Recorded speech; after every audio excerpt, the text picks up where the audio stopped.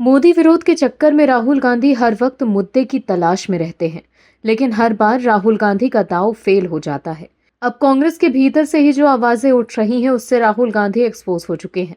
कांग्रेस के वरिष्ठ नेता दिग्विजय सिंह ने ऐसा बम फोड़ा है जिससे कांग्रेस की चिंता जरूर बढ़ गई होगी। दरअसल कांग्रेस नेता राहुल गांधी की हालिया राजनीतिक गतिविधियों और सोशल मीडिया पोस्ट का विश्लेषण एक दिलचस्प रुझान दिखाता है। पिछले 21 दिनों में राहुल गांधी ने जिन मुद्दों को सबसे ज्यादा प्राथमिकता दी है, उनमें नीट, सीबीएसई, पेपर लीक, परीक्षा प्रणाली और छात्रों का भविष्य सबसे ऊपर रहा। ये ऐसे मुद्दे हैं जो सीधे तौर पर देश की जेनजी पीढ़ी यानी स्कूल, कॉलेज और प्रतियोगी परीक्षाओं की तैयारी कर रहे युवाओं को प्रभावित करते हैं। ये फोकस सिर्फ सोशल मीडिया तक सीमित नहीं, बल्कि कांग्रेस के छात्र और युवा संगठनों की गतिविधियों में भी साफ दिखाई देता है।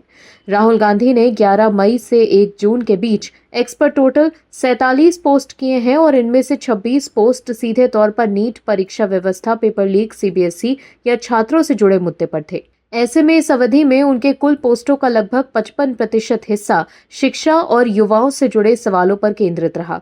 यही वजह है कि राजनीतिक पंडित मानते हैं कि राहुल गांधी पहले जो मुद्दे उठा रहे थे, उससे अब यू टर्न ले चुके हैं।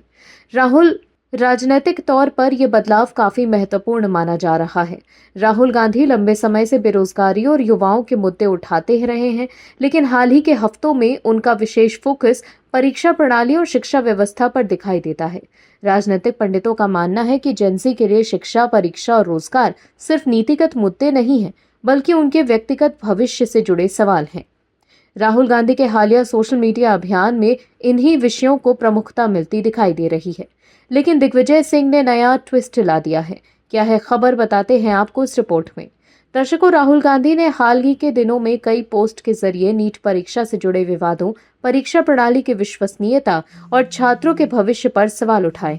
उन्होंने ये तर्क दिया कि जब मेहनत करने वाले छात्रों को निष्पक्ष अवसर नहीं मिलता, तो उसका असर सिर्फ व्यक्तिगत करियर पर नहीं, बल्कि देश के भविष्य पर भी पड़ता है। वहीं यूथ कांग्रेस और एनएसयूआई ने हाल ही के दिनों में शिक्षा और परीक्षा व्यवस्था से जुड़े मुद्दों पर कई प्रदर्शन किए हैं। लेकिन जहां एक तरफ कांग्रेस से नेता प्रतिपक्ष राहुल गांधी नीट विवाद को लेकर लगातार सरकार पर हमलावर हैं, वहीं कांग्रेस सांसद दिग्विजय सिंह इस मामले में पीएम मोदी की तारीफ करते नहीं थक रहे। शिक्षा मंत्रालय से जुड़ी संसदीय समिति बैठक का नेतृत्व कर रहे दिग्विजय सिंह ने पीएम मोदी और सिस्टम पर पूरा भरोसा जताया। मीडिया रिपोर्ट्स के अनुसार दिग्विजय सिंह ने कहा है कि समिति को पीएम नरेंद्र मोदी और व्यवस्था पर पूरा भरोसा है और उन्हें विश्वास है कि छात्रों के साथ कोई अन्याय नहीं होगा। उन्होंने शिक्षा मंत्रालय और अधिकारियों को 21 जून को होने वाली नीट पुनर्परीक्षा के सफल आयोजन के लिए भी शुभकामनाएं दी। नीट विवाद पर जहां राहुल गांधी प्रधानमंत्री मोदी पर हमलावर हैं, वहीं कांग्रेस के दिग्गज नेता दिग्विजय सिंह ने परीक्षा प्रणाली सुधारने के लिए पीएम मोदी की जवाबदेही वाली सकारात्मक रुख की सराहना की है। संसदीय समिति की बैठक में दिग्विजय सिंह ने कहा कि जब देश का शीर्ष नेतृत्व जिम्मेदारी ले रहा है, तो हमें इसका स्वागत करना चाहिए।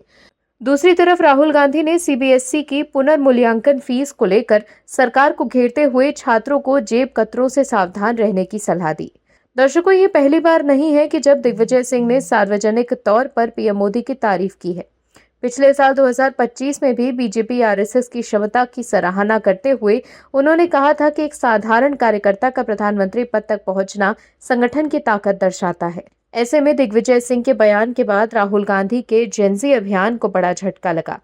नेपाल में हुए जेनजी प्रदर्शन के बाद से ही राहुल गांधी देश को जेनजी को अपने पाले में करने की कोशिश में लगे हैं, लेकिन अब तक वो अपने मकसद में कामयाब नहीं हो पाए, क्योंकि देश के जेनजी पेपर लीक को लेकर नाराज जरूर हैं, लेकिन उन्हें पीएम मोदी पर भी भरोसा है।